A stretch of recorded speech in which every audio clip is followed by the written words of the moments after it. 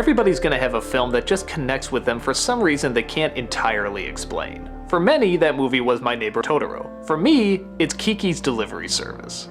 In a sense, they're very similar. Not a lot of story, not a lot of action, just sort of a laid-back setup with a touch of the supernatural. But for some reason, this really grabbed me and hooked me a lot more than My Neighbor Totoro did. And that's especially impressive when you're given the age that I saw it.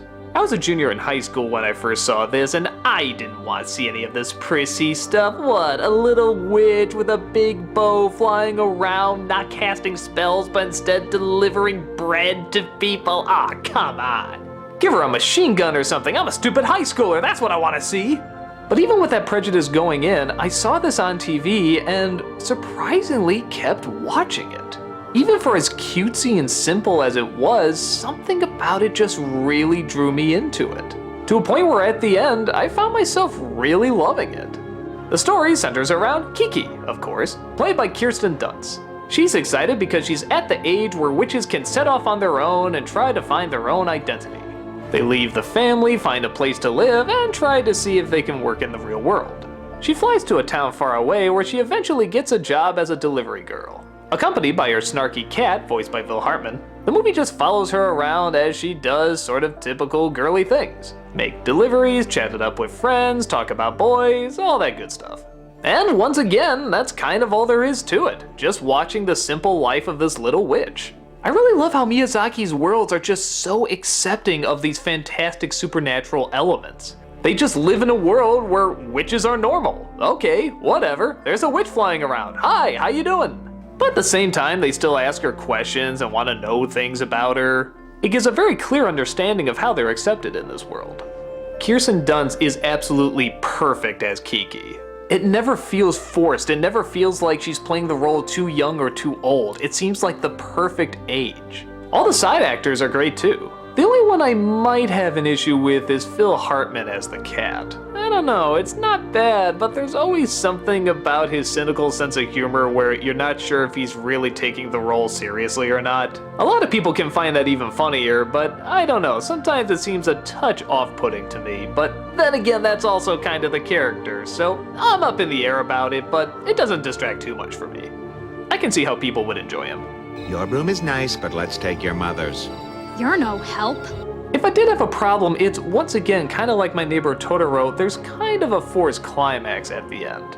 This one's even bigger than My Neighbor Totoro because it's like this great big action scene. And on the one hand, yeah, you have a character that can fly around. It kind of makes sense to do something a little action oriented, but it just kind of comes out of the blue. It's kind of different from the rest of the feel of the movie, and I don't know, it's not bad, I guess. I just sort of feel like, couldn't you cut that out and leave sort of the very low-key tone alone? But then again, doesn't every movie kind of need an ending and a third act to build some conflict and drama? I don't know, there must have been some other way to do this. It's not terrible, it's just a touch unfitting.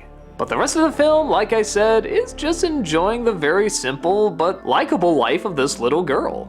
You get to know the town, you get to know the neighbors and the side characters, and of course, she gets to fly around. And the flying shots are wonderful. I don't know what it is, but something about the way Japanese animation does flying scenes, they're very well done. There's not even any CG used here, and yet somehow you really feel like she's in the air. Something about the angles and the movement they get, I'm not sure what the magic formula is, but they got it nailed.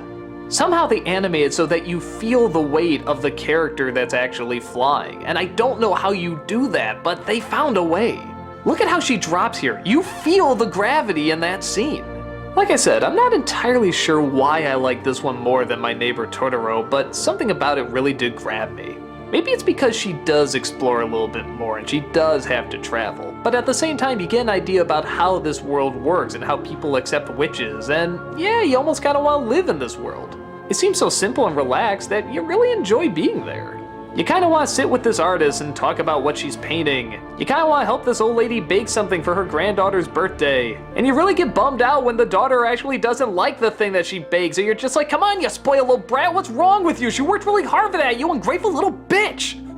You see what I mean? Somehow I get really wrapped up in these tiny little problems that's going on in this town and with this one girl, but screw it, I'm with her. It's like just sitting through a little bit of real life. and yet somehow with this supernatural character. It's such a weird combo, but for whatever reason, it really works. I can't even think of any other words to describe it except delightful. It's just friggin' delightful. I love being with these people, I love being in this town, I love flying around it, and I like seeing it from the point of view of this wide-eyed, adventurous innocent. She's just friggin' adorable. I love it when she gets a package delivered. I love it when she gives that one chef a hug for making that little delivery sign out of bread. I love it when she laughs when they almost got killed riding that weird fan bike thing with that weird inventor boy, and just, I can't help it. It's just irresistible. So like I said, if you're not a fan of these kind of stories that, well, don't have much of a story and mostly just atmosphere and character, you probably won't get that sucked in. But me, I enjoyed every minute of it. I love that they feel they didn't have to stick to the formula of a 3-act structure, that they could just show a little bit of life being lived. Sometimes just experiencing what somebody is going through is more exciting than being told what they're going through. You get more sucked into a world when it feels more real, and reality doesn't always have these 3-act structures or these clever lines. Sometimes it's just a little bit of life playing its way. Films like Bambi, Winnie the Pooh, Christmas Story, The Sandlot, they all knew that, and I think Kiki does too. For me, it was the perfect little adventure that made my appreciation of Miyazaki a lot bigger.